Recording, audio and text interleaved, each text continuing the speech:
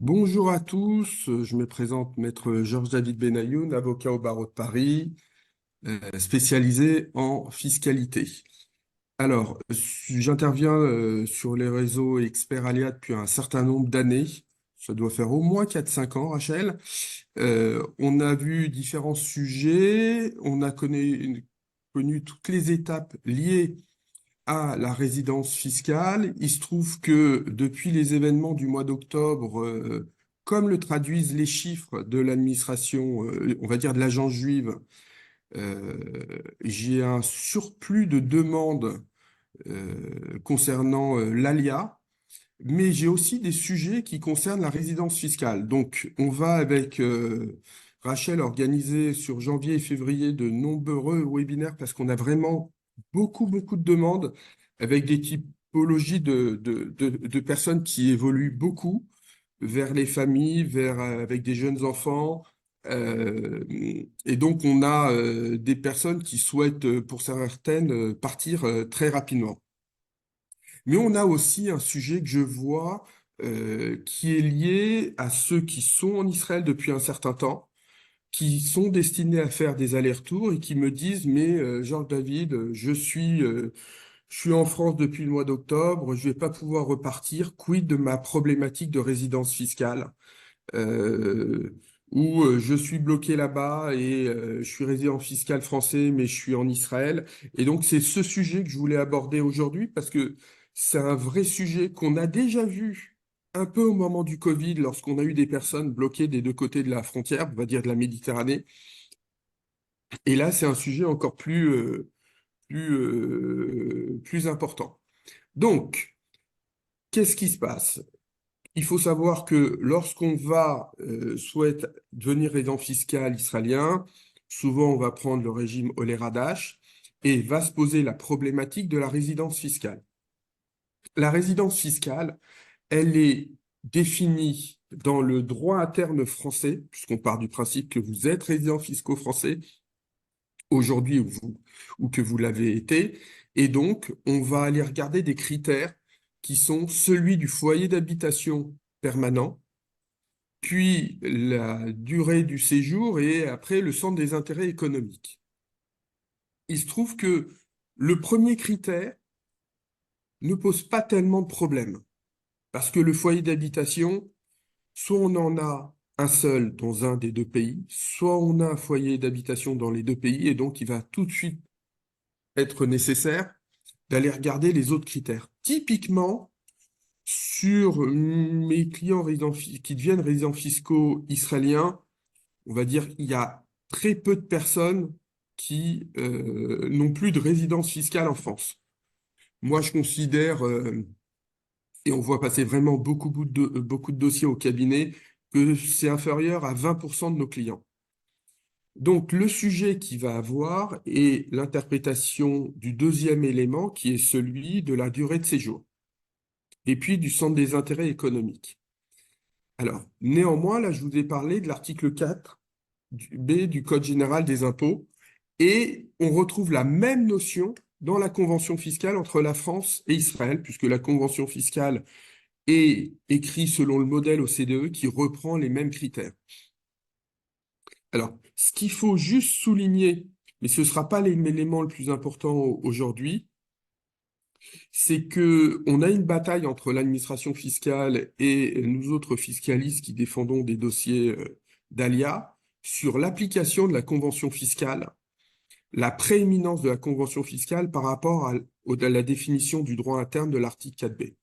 Vous allez me dire, mais pourquoi on se pose la question si la définition est identique?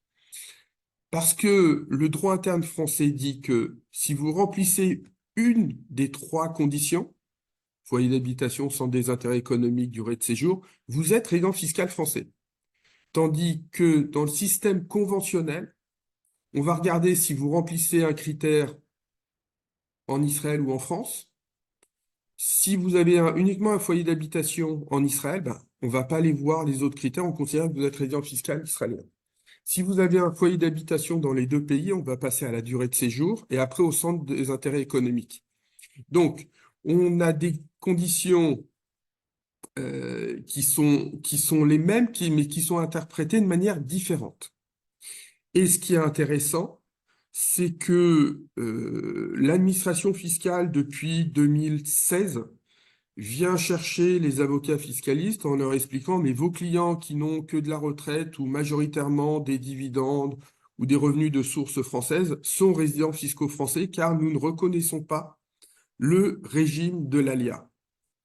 Et on a une décision de la Cour administrative d'appel de Toulouse du 13 octobre 2022 qui explique que même si la personne ne dispose d'aucun revenu imposable localement, elle a en réalité la possibilité d'être imposée en Israël, et donc ça suffit à dire qu'elle va pouvoir bénéficier du régime conventionnel. Alors bon, on est sur des notions fiscales un peu compliquées, donc je vous en voudrais pas si vous n'êtes pas capable de me reparler de cette jurisprudence, mais retenez juste une chose, c'est que la jurisprudence retient le critère, du moins retient l'élément comme quoi le régime Olé-Radache, aujourd'hui, et on attend une décision du Conseil d'État, permet de bénéficier des dispositions de la convention fiscale. Bon. Une fois qu'on a dit ça, il faut rentrer un peu dans le détail. Et c'est pour ça que aujourd'hui, mon objectif, c'est de vous parler de la notion de séjour principal. L'élément, c'est lequel? L'élément, c'est de dire que vous remplissez cette condition lorsque, à titre principal, vous êtes en France ou en Israël. Et donc, j'ai été vous chercher des éléments de jurisprudence, parce qu'il n'y a rien de plus parlant que la jurisprudence, et donc je vous ai mis des éléments. Euh, il faut bien comprendre que le critère de la durée du séjour, c'est un critère subsidiaire. On regarde déjà et prioritairement la notion de foyer familial. C'est d'ailleurs pour ça, suivant le niveau de fortune de mes clients, leur source de revenus, que dans certains cas, je leur dis, je souhaite que vous vendiez votre résidence principale. Néanmoins, vous allez le voir dans les exemples que je vous donne après, faut pas prendre l'administration pour des naïfs. Si vous n'avez plus de résidence principale, mais vous venez 8 fois par an habiter dans votre famille, on va considérer que vous avez une résidence, un foyer d'habitation en France, même s'il n'est pas à votre nom. Donc, l'analyse de la durée du séjour est importante. Il est subsidiaire, mais c'est important. Alors, on le voit, nous, principalement chez nos clients qui sont retraités ou nos clients qui vivent en Israël en famille, mais dont les époux ou les épouses, ou des fois les deux, travaillent en France pour pouvoir avoir une source de revenus, on va dire, habituelle ou continuer d'avoir la même source de revenus. Donc, on va voir des exemples et je vais vous donner aussi des exceptions dont j'ai parlé à certains de mes clients qui m'ont dit qu'ils étaient bloqués en France. Ils m'ont dit, mais est-ce que la France pourrait venir me voir? Je suis en Israël depuis 5 ans, je fais des allers-retours. Et c'est vraiment le problème de ceux qui font des allers-retours. Donc, parmi les jurisprudences que je vous ai soulignées, doit être regardé, ça c'est l'exemple qui est au milieu de la page, doit être regardé comme ayant en France le lieu de séjour principal, un contribuable qui a séjourné à l'hôtel en France pendant plus de 7 mois consécutifs. Alors, tenez pas compte des dates de jurisprudence, c'est pas parce que c'est une date de 1946 que ça ne s'applique pas aujourd'hui, même si on arrive plutôt vers 2046. Mais ça veut dire quoi? Ça veut dire que il ne suffit pas d'avoir vendu son foyer pour dire on ne peut pas venir me chercher sur ce critère-là. Et on revoit cet exemple sur la jurisprudence suivante qui date de 1961, un contribuable qui, au cours de l'année considéré à résider pendant 302 jours dans une chambre d'hôtel en France, doit être regardé comme ayant le lieu de son séjour principal. Alors, ça, je dirais qu'on est plutôt sur des exemples qui sont même caricaturaux, hein, parce que quelqu'un qui passe plus de 7 mois en France ou quelqu'un qui passe 302 jours à l'hôtel en France, on ne peut pas vraiment dire qu'il soit de l'autre côté résident fiscal israélien ou d'un autre pays. Après, on va arriver sur des notions souvent un peu plus fines. Notamment, là, on explique, a en France le lieu de son séjour principal un étranger qui a effectué durant plusieurs années de fréquents séjours dont la durée au cours d'une même année n'avait jamais été inférieure à 6 mois. Cette jurisprudence, elle est intéressante parce que moi, j'ai quelquefois des clients qui me disent, ah, mais j'étais à 5 mois et cette année, je suis à 6 mois et 2 jours. Je leur ai dit, la notion de résidence fiscale, c'est une notion relativement fine qui rentre sur l'analyse d'un faisceau d'indices. C'est-à-dire que c'est tout sauf mathématique. C'est pas je suis à 181 jours ou je suis à 179 que tout change. D'ailleurs, on a des exemples de jurisprudence où on voit que des personnes qui passent même des fois 5 mois et demi en France peuvent être considérées comme des résidents fiscaux français. Donc, attention, effectivement, la fréquence des séjours.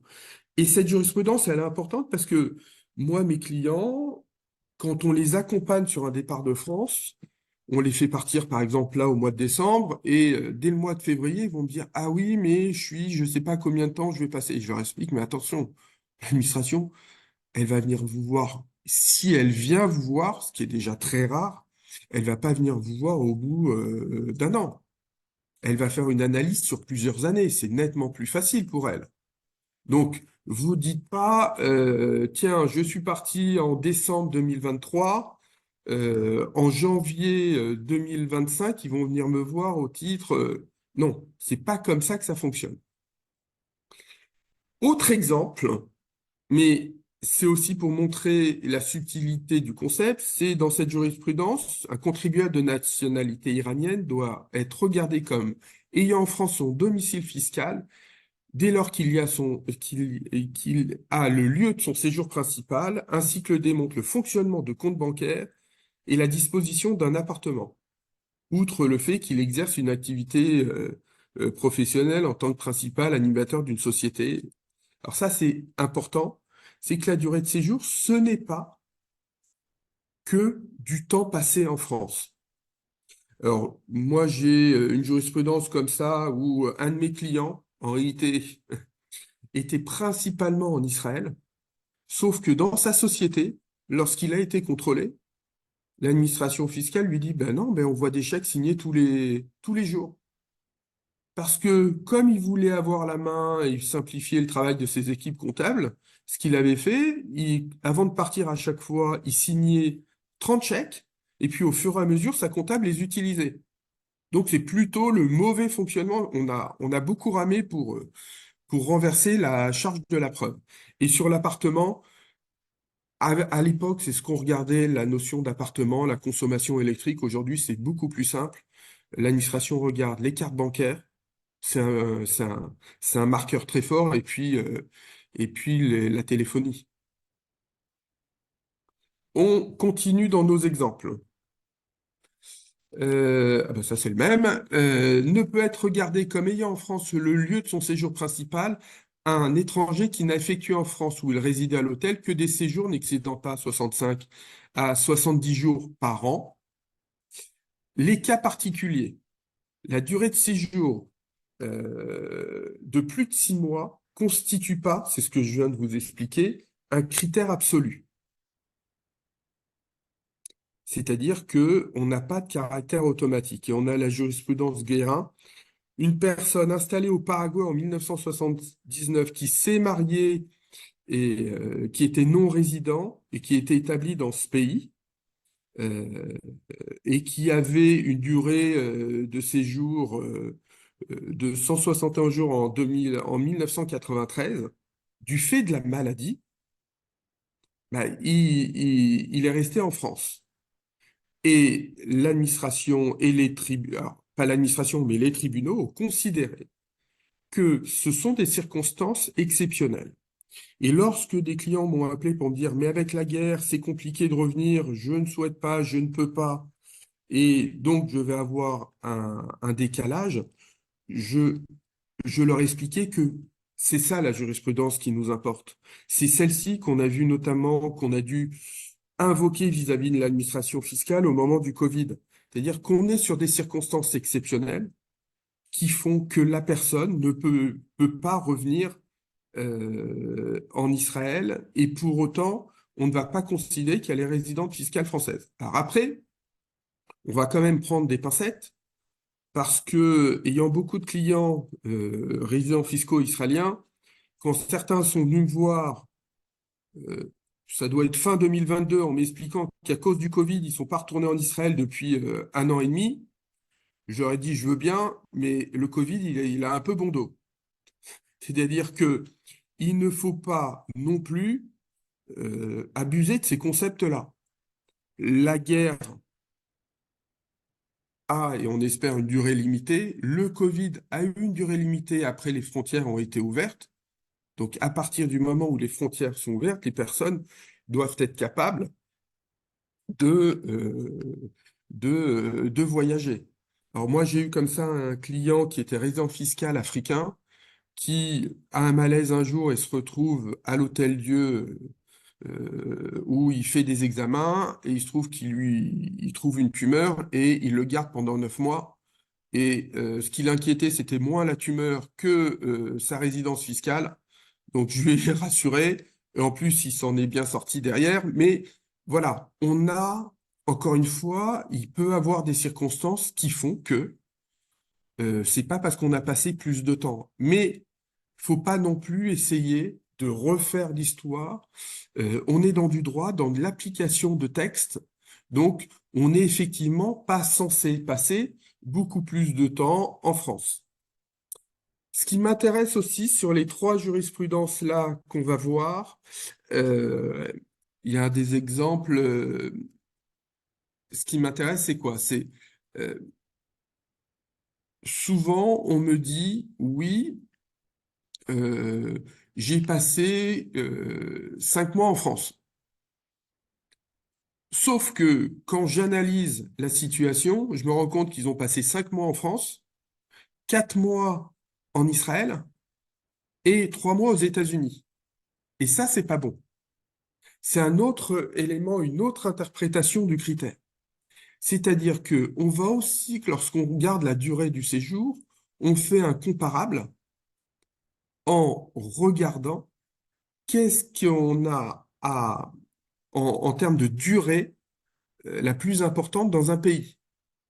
Donc moi, j'explique sur mes clients, lorsqu'on les accompagne et pour leur décrire par rapport à leur mode de fonctionnement, où ils vont être en risque ou pas en risque, on leur explique, attention, euh, moi, j'ai pas de souci avec Israël. La notion de résidence fiscale, en Israël, elle n'est pas liée à la couleur d'un passeport, contrairement à ce que pensent tous les Français. Elle n'est pas liée au fait que vous ayez ou pas la sécurité sociale israélienne parce que vous avez passé moins de 6 mois. Mais la France, elle va regarder certains critères. Alors, on avait des critères qui ont disparu, qui étaient par exemple la sécurité sociale, le fait de se faire soigner en France.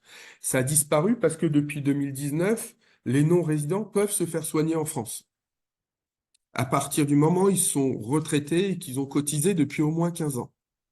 Donc, ça, c'est un élément pour moi important. Donc, si on essaye de synthétiser par rapport à tout ce qu'on vient de voir, là, on a trois critères. Aujourd'hui, la jurisprudence protège le régime de l'ALIA par rapport à la Convention et l'article 4 que je vous ai mis en page 2 de cette présentation, notamment grâce à l'arrêt de la Cour administrative d'appel de Toulouse, qui honnêtement va plutôt dans le bon sens de la jurisprudence actuelle, puisqu'on a eu le même type de décision dans le cadre de la convention entre la France et la Chine. Et donc, si le Conseil d'État revenait sur l'analyse par rapport à Israël, on aurait des incidences quand même nettement plus importantes sur la convention fiscale entre la France et la Chine. Derrière, on voit bien qu'on a le foyer d'habitation, mais c'est quelque chose de plutôt friable, sauf à avoir totalement vendu tout ce que vous avez en immobilier en France. Petite précision, vous avez une résidence principale à Paris et vous avez, on va prendre cas extrême, un studio à la neige. Vous vendez votre résidence principale. Mais pour moi, vous avez encore un foyer d'habitation, même s'il fait 30 mètres carrés. Donc, La notion de foyer d'habitation, c'est le lieu où vous pouvez être amené à vivre. Euh, on n'a jamais soulevé le point, parce que ça ne tient pas juridiquement, de dire j'ai l'habitude de vivre dans 100 mètres, 150 ou 200 mètres carrés, là c'est un 30 mètres carrés. Non, à partir du moment où c'est un foyer d'habitation où vous pouvez vivre et c'est meublé, pour moi, ça fait partie de l'analyse. C'est d'ailleurs pour ça que dans certains cas, on exige de nos clients qu'ils enlèvent les meubles et on fait constater ça par voie d'huissier. Et donc, sur la durée de séjour s'analyse quand même sur plusieurs années. Et lorsqu'on a du morcellement, parce que c'est de plus en plus le cas, moi je vois mes clients souvent sur les réseaux sociaux qui sont à l'autre bout du monde, où ils me font signe, je suis dans tel et tel pays, faut toujours être majoritairement en Israël par rapport à un autre pays et principalement par rapport à la France.